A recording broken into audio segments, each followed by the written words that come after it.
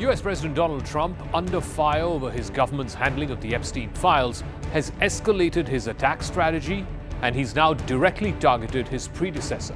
Trump has accused former President Barack Obama of treason and declared that it's time to go after people. Speaking to reporters at the Oval Office, President Trump condemned questions about the disgraced financier Jeffrey Epstein as a sort of witch hunt. And then he launched into a tirade against his Democratic opponents, including Obama, Biden, and Hillary Clinton, and even against the mainstream media. But you know what? If you look at those papers, they have them stone cold, and it was President Obama. It wasn't lots of people all over the place. It was them too. But the leader of the gang was President Obama, Barack Hussein Obama. Have you heard of him? And except for the fact that he gets shielded by the press for his entire life, that's the one look, he's guilty. It's not a question, I like to say, let's give it time. It's there, he's guilty. This was treason. This was every word you can think of. They tried to steal the election. They tried to obfuscate the election. They did things that nobody's ever even imagined, even in other countries. Trump was also referring to a report from Tulsi Gabbard, the director of national intelligence, which tried to undermine the 8-year-old assessment that Russia favored Trump's election in 2016. Trump has been consistently saying that it was the Democrats who propped up what he calls the Russia hoax, which somehow said that Putin had helped Trump get elected in 2016 when he first won the White House. Trump's extended digression came during a visit with President Ferdinand Marcos Jr. of the Philippines. This was a stark example of Trump's campaign of retribution against an ever-growing list of enemies, Obama and Biden being top of that list. It even prompted a rare response from former President Barack Obama's office. And this is what that response read, and I quote, "These bizarre allegations are ridiculous and a weak attempt at distraction.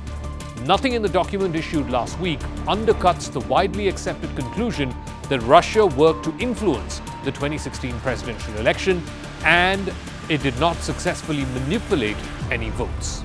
Unquote. After Trump's no-holds-barred attack on Obama, reports continue to surface about Trump's own troubled relationship with Jeffrey Epstein. CNN published photographs of Epstein at Trump's 1993 wedding to Marla Maples, who is the president's second wife. They even spoke to Epstein's brother, who claimed that both Trump and his late brother were extremely close friends. It was about 2006 when he first got into trouble. It's known prior to Jeffrey's death, I hadn't seen him for 7 years, although we were always in touch, communication with telephone or emails, but we just never got together. And for the 12 years prior to that period of time, from like 2004 until 2008, we only got together maybe a half a dozen times or so, but we were always in contact. And in 2006, Jeffrey asked me to come up to his place uptown. He wanted to talk to me. So I was uptown, I stopped by. I'm not uptown all that much back then. I live downtown, and I sort of joke. I say to go above 14th Street, I need a visa. But so I went to talk to him, and that's when he told me that he was getting in trouble for being with girls that were too young. He said he was stupid, but he wanted me to hear it from him as opposed to hearing it on the news or something. And that's when I first found out. But Trump chose to focus on a report by the intel chief Tulsi Gabbard. Gabbard's report has claimed that there was a treasonous conspiracy by top Obama-era officials to blame Trump for a Kremlin-funded conspiracy to interfere in the 2016 election.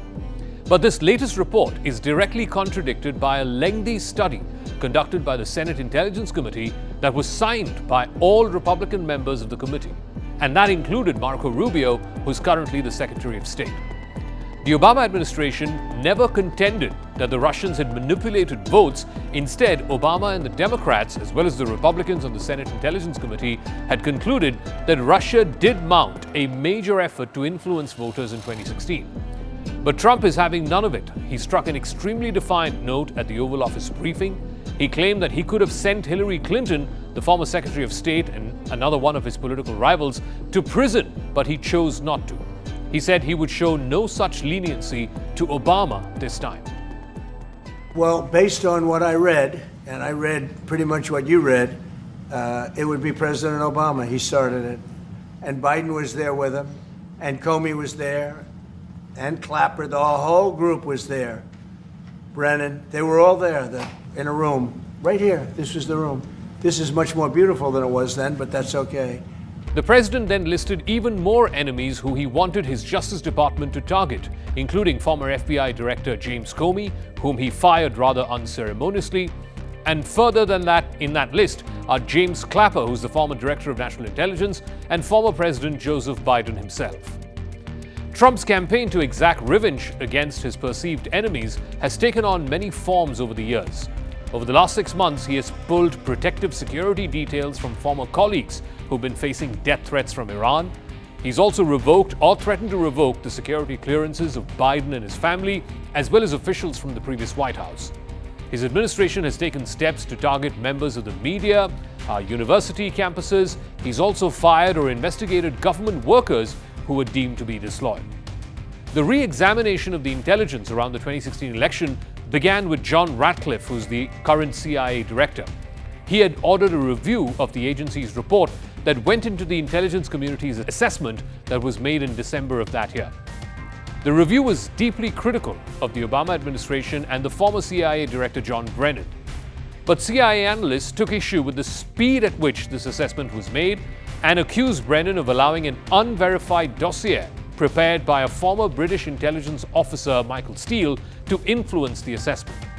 But Brennan has long denied the so-called Steele dossier and that it had any impact on the intelligence community's assessment of the 2016 election.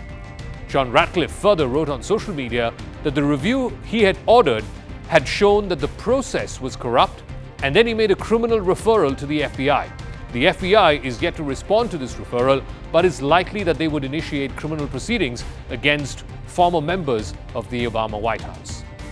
Last week, Tulsi Gabbard also issued another report which criticized the findings of the intelligence assessment even more bluntly. It directly laid the blame at Obama's doorstep, saying that he had visibility and authorization of the misgivings of the intel community. Gabbard's report suggested that in the winter of 2016, intelligence officials under pressure from the Obama White House changed their assessment of the Russian election interference. Their initial assessment was that Russia had failed to mount a significant effort to hack the election. Later, under pressure from Obama and other officials in his White House, they changed that assessment to reflect that the Kremlin was trying to boost Trump and denigrate Hillary Clinton, who was his Democratic opponent in that election. Now, this is in direct contradiction with what the intelligence agencies had found back in the aftermath of the 2016 election. Intelligence officials had concluded that Russia had not engaged in any major effort to hack election systems and to change actual votes, but they also believed and wrote in that report that Russia had tried to influence the election in various ways by releasing hacked documents that would harm Hillary Clinton and sow dissent.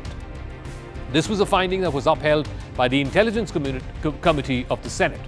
But Trump now wants to rip it all open all over again.